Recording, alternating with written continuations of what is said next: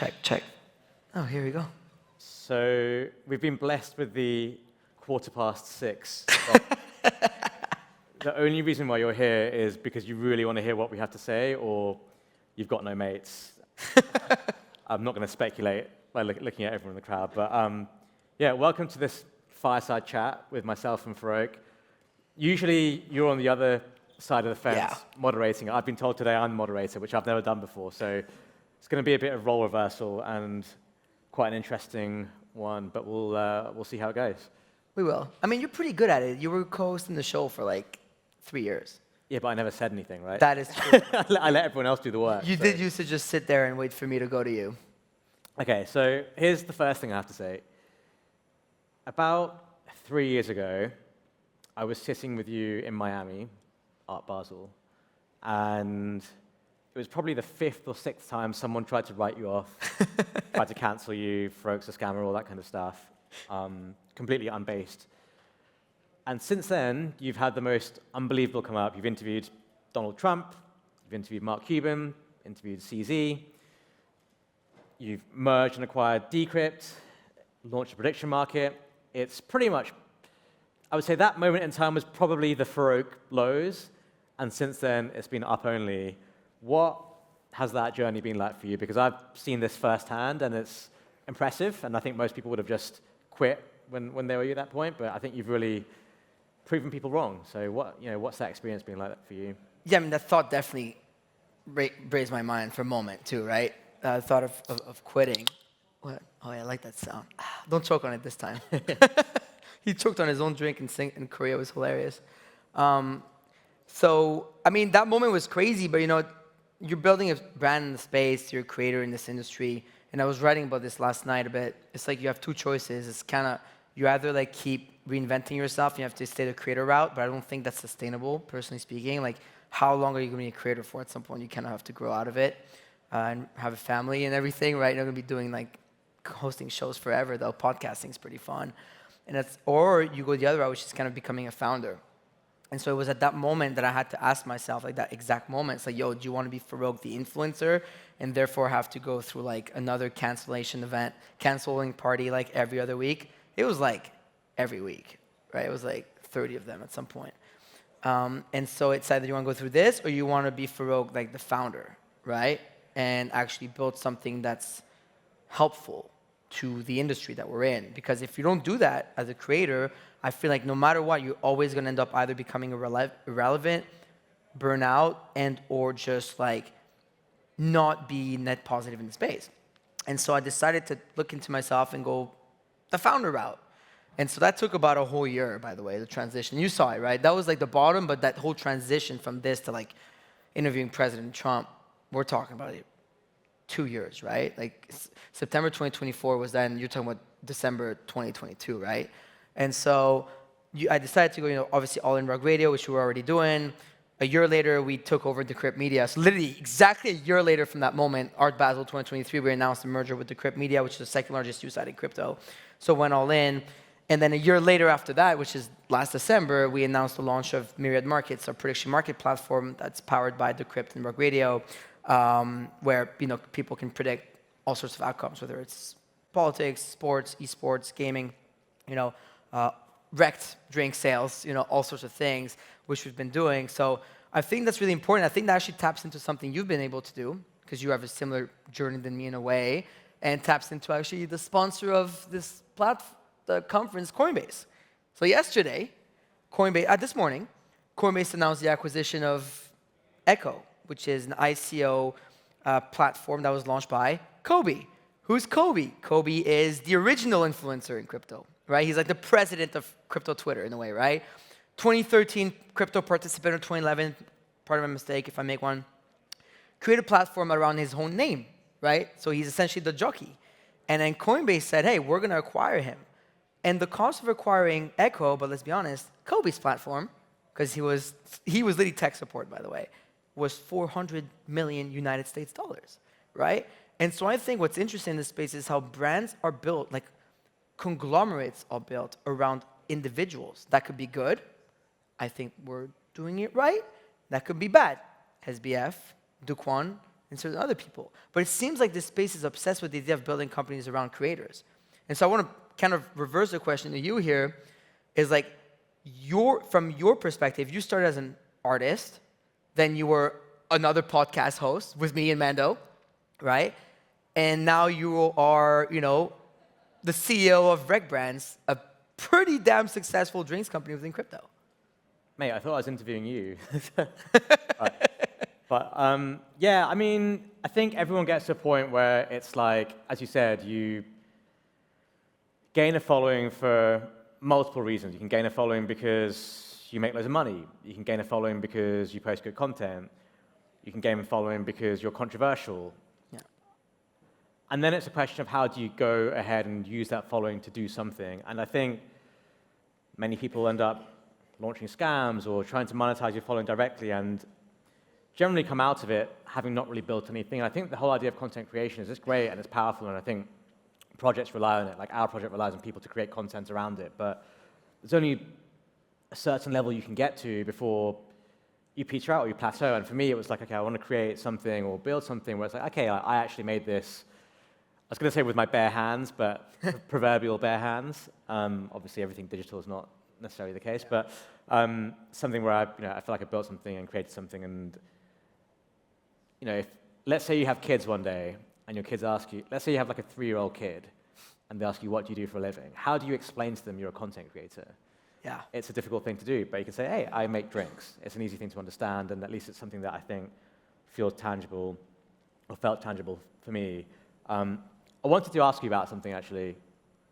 Walk me through the experience of interviewing Trump. Like, what happened when you turned up at Mar-a-Lago? Like, what was the security like? Who did you meet? What was he like? Like, the whole thing happened in what, the space of 2 or 3 days? Like, it just suddenly was like that. And like, shit, now I'm going to go interview Trump. Like, how did that come about, and what was that experience like? I mean, the experience was surreal, right?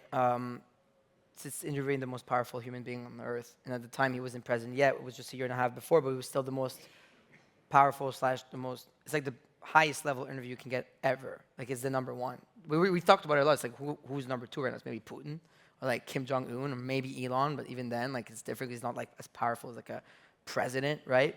And so, we got the call that they wanted to do an interview regarding, the launch of their projects and President Trump's, endeavors into crypto and wanting to make crypto America the crypto capital of the world, which is a sentence that he's repeated multiple times. And so they asked us if we wanted to produce the event because, that's what we do at RugRadio. RugRadio was built around Creator Network, right? Twitter Spaces, et cetera. And they wanted to run a Twitter Spaces given his relationship with Elon Musk. And so I shot my shot. I said, hey, why don't I just host this thing? Because at the time, they wanted to do Tucker Carlson or Joe, like big names, like not this guy, this Persian guy living in Canada. Like, I'm not even American, mind you, right?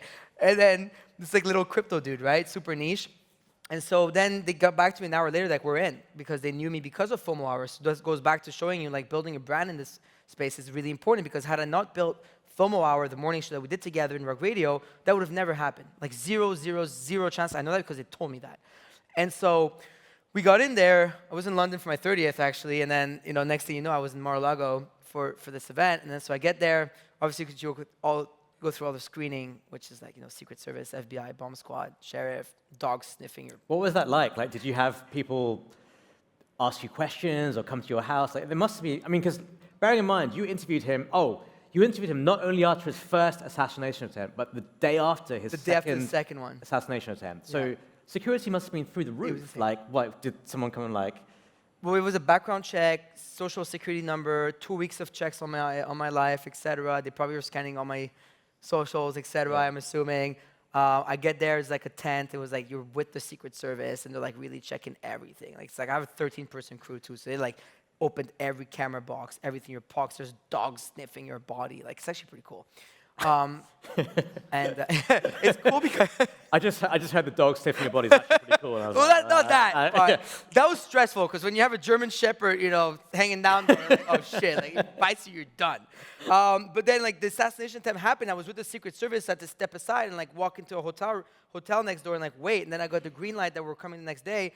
It was super stressful. I actually brought a rec drink with me to Mar-a-Lago. My plan was to put the rec drink next to me during the interview.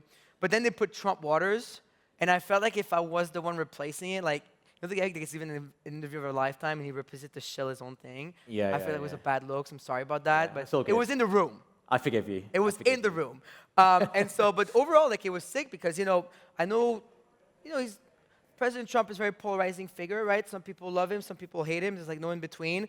And when I met him, he was nothing but kind to me and supportive. And then he's the one who said that we're going with the interview because Hannity and Fox wanted the interview more than me because they were outside after second assassination attempt, tried to have the go. And he said, no, we're sticking to the script. And he went with me. So I was the one who got to ask him what happened, because I had to change my script, right? And then they plugged me into CNN, and we broke the record for the most listened to live stream in the history of Twitter. 2.5 million concurrent listeners, and 100 million people around the world listen live on television. It's funny, my name was moderator Farokh on Fox News.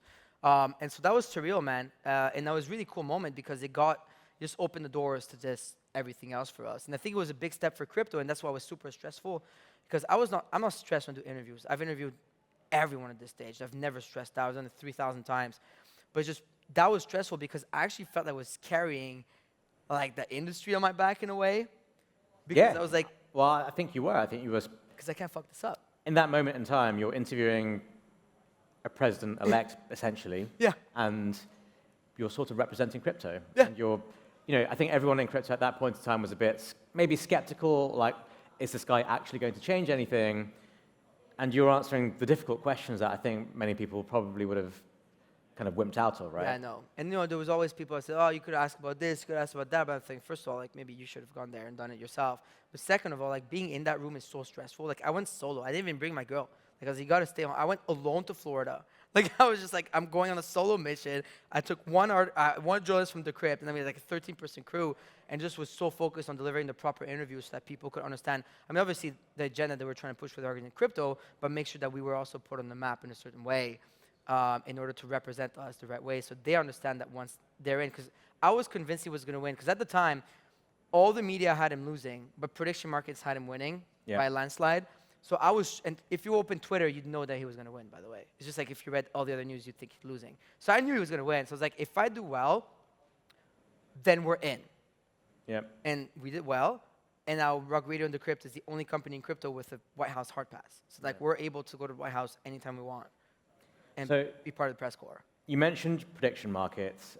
You started off as a creator. You launched RugRadio. RugRadio merged with Decrypt, turned into Dastan, this big media conglomerate within crypto, and you guys have recently launched Myriad, which is a prediction market. Prediction markets, obviously, as you'd expect, kind of went viral during the elections, and I think many people thought that would be it. Yeah. Big during the elections, it would sort of die off after time, but they've stayed, they've persisted, and a lot of the degen, gambling, crypto casino crowd now actually spend a lot of time and capital on prediction markets. So you guys were bold to take that move after the election period. What is the line of thinking there, and why do you think it is that prediction markets have continued to gain steam even in this post-election era when there's less, I want to say less exciting things to bet on. There's obviously tons of stuff out there, but why do you think that not really a meta, that narrative has persisted now 1 year on from the elections almost? Yeah, well, you just said it because it's not a meta, right? It's like a multi-trillion-dollar asset class in the making. It's an asset class that's doing billions of dollars of volume a day that's not even fully legal yet in most countries, right? It's actually, I think it's good here, but it's like we geo-block like Germany, Switzerland, Singapore, the USA. We're working on DCM licenses because you need that. But like when you think about it, it just was obvious. Like we started working on Myriad Markets 20 months ago, so it was March 2024. We're like, yo, let's build a prediction market because it makes sense as a flywheel for media companies to monetize, because media companies do not make money. It's really hard to monetize media companies. You're barely break even, you're burning money, and you're hoping that a billionaire is going to come and buy you out, because billionaires love buying media companies, right? I think that happens in every country in the world. And that was technically my thesis at first. Like, hey, one day our exit is going to be this. Now the exit is thinking is different, right? It's like we're going to do a prediction market platform. But the thing with us is we weren't ready to launch until after the election. So people thought we were out of our minds. Like, yo, you're missing the biggest volume metric that you can have, but it doesn't matter because Polymarket owns it. There was no chance that you would compete with Polymarket for the US election. People thought there was no chance you could compete with Polymarket up to this date. They're wrong, and they're being proven wrong every day, especially with Kalshi and other newcomers like us. But at the time, there was no chance we're competing with Polymarket's like $7 billion volume market on Joe Biden, then Kamala Harris election with President Trump. And so the thought process was just like, this is the future of media, and this is a future multi-trillion-dollar asset class, right? You guys used to like trade debt, right? Or Yep. on exchange. Yeah. Why can't you trade opinions? Why can't you trade elections? Why can't you trade, we always do markets on you guys. Do you think this is replacing the idea of coins and tokens? Before prediction markets took off, you had Trump coin, the not the official one, but the one before that, you had Joe Biden, like a meme coin on that. And you still have pump fun, and people will launch coins about things that gain virality within pop culture. Do you think that's the same pool of capital gambling between the two? And do you think prediction markets will start to replace the other thing, or do you think they both coexist? I think you and I both know that meme coins are always going to be around because it's like a pure casino. I think people love going to a casino and playing a hand on blackjack. It's the same thing. But prediction markets are definitely going to start eating the lunch of like most of that gambling sector. Like even right now, like sports books are shaking. Like a lot of sports books, like FanDuel, MGM, DraftKings, etc., are looking to acquire prediction market platforms. That's why Underdog actually partnered with Kalshi, is that? Or is it Polymarket? I forgot, to offer prediction markets. We're getting hit up a lot by a lot of these larger players in sports books because they're scared that prediction markets are coming to eat their lunch. Actually, the Nevada Gambling Association is like suing Kalshi. Why? Not because it's illegal, because they're like shaking their pants. It's going to eat their lunch. So I actually do think that prediction markets are going to come eat the lunch of a lot of these asset classes because meme coins are super PvP, right? The Joe Biden meme goes up, Joe Biden pulls out of the election, bang. It's not it scales out to zero. It goes to zero in one candle. What prediction markets remind me most of, and they have nothing to do with one another, but it's NFTs. Yeah. It feels like it makes much more sense to the outsider than coins, right? Like everybody who got into the Trump coin after it went to $75 billion in March lost money, right? But you could say, duh, you came out 75 bill, but for the person outside that doesn't understand crypto like you guys do in the room, it doesn't sound so obvious, right? But they all got wrecked. Then they bought Melania coin, then they bought Libra token, then they bought this and that. But if people are participating in prediction market, they actually have a better edge. And it makes more sense because if you're a normie, someone that's not in crypto, or even someone that's half in crypto, you understand, okay, I'm going to bet on the next UK prime minister election. That's something I relate to. I know what's going on because it's my country. I can participate in it, right? Or I can bet on, hey, is this drink going to sell out or not? I can do my research. I have an edge. And your edge is doing research that other people aren't willing to do. Whereas meme coins, there's no research. It's just a game of insider trading. And that's fine. It's the name of the game. It's a casino. You have to be okay with, you have to accept the fact that that's going to happen. It happens not just in meme coins. It happens in major coins all the time. They were talking about DATs, right? It happens with DATs all the time, by the way. But with prediction markets, I think that you have a different edge. And it allows you, the reader or the listener, to actually participate. So talk to me a little bit about the current landscape of prediction market platforms. You have Polymarket, first mover, so they probably have the highest market share. You have Kalshi, there's Limitless. Where does Myriad fit into all of that? And how do you view yourself versus the other larger players in the market right now? Polymarket, Kalshi, Myriad. Like, that's the way I say it. That's the way I see it. I'm always going to say it like this. We're going to be the de facto number 3 by the time we're done with the few things that we've got coming up. And then we're going to go for gold. That's how I tell my team every day. I remind them this is the golden mission. Polymarket just raised at $9 billion valuation recently with the $2 billion raised from the NYSE, right? Which is insane. That's just, like, they literally were written off last year. Shane was arrested by the FBI. His house was raided. He's the founder of Polymarket, right? And a year later, the NYSE gave him $2 billion at a $9 billion valuation. He's now disrupting an entire industry. Kalshi, similar position. They were the first legal prediction markets in the USA. They got a DCM license. They partnered with Robinhood to serve prediction contracts on Robinhood. Absurd. Insane when you think about it, right? And now raised at a $5 billion valuation led by the biggest VCs on earth. Similarly with us, last year, when we tried to raise some money, right, a year and a half ago into the thing, it's like, no, you're never going to be able to raise any money. What you're doing is stupid. That's never going to last. You're never going to compete with Polymarket. Oh, but there's a Scash. You're never going to compete. But why? How many exchanges are there? There's Coinbase, but then respectfully to Coinbase, there's Binance, Kraken, and not everybody needs to be the biggest, right? Because if you're telling me that I can sell it for third, that means my company's worth $2 billion, by the way. That's not too shabby. But the thing is, the industry is about to take another 10x leg up. So it's like the landscape, we haven't even touched it. And by the way, there could be a world where Polymarket and Kalshi are not become the AOLs of this industry. I don't believe so personally. I think Polymarket is going to be the de facto like biggest mover and shaker of this industry. I'm a huge fan of what they're building, talk to them often, think they're great. But there's still that option. There's also that option that we don't succeed and that somebody else comes in with like an incredible idea and takes us all out. So there's a lot of them happening. We co-hosted an event with Kalshi and Solana actually in Singapore during Token 2049. And I got to meet a bunch of other prediction markets founders. And this is why I say it reminds me of NFTs, because like there's the same energy in the room. Remember when we used to go to NFT events? It was like all these founders. Yep. And then they ended up being the Bored Apes and the Rekt and the Pudgies and us and this and that. It was the same energy, right? Everyone's trying to build some cool shit. Right, so here's a question for you. Uh-oh. It's not a hard one. It's a good moderator. It's actually a bit of a layup for you. But, okay, so I've listened to everything you've said. I'm buying into it. I'm really bullish on prediction markets. How, as a retail trader, as someone who doesn't have access to invest in private rounds, how does someone express that view? How does someone put on a trade which gives them exposure to not the actual prediction markets themselves? I don't want to bet on Trump, this, blah, blah, but how do I place a bet which gives me a stake in the actual industry itself exploding? How does someone do that? Well, right now it's a little hard because there's no prediction market tokens, right? There's very few that are starting to launch. So I think it's like having exposure to prediction market tokens is the best way. We don't even have a token yet. Like we've announced TGEs, we've talked about token openly, we've talked about having skin in the game with us on the RugRadio side. That's now closed. The best way to do so, and I believe it's the same for most prediction markets, is just participate within this and accumulate points. Because when there's an upcoming TGE, you'll be able to do so.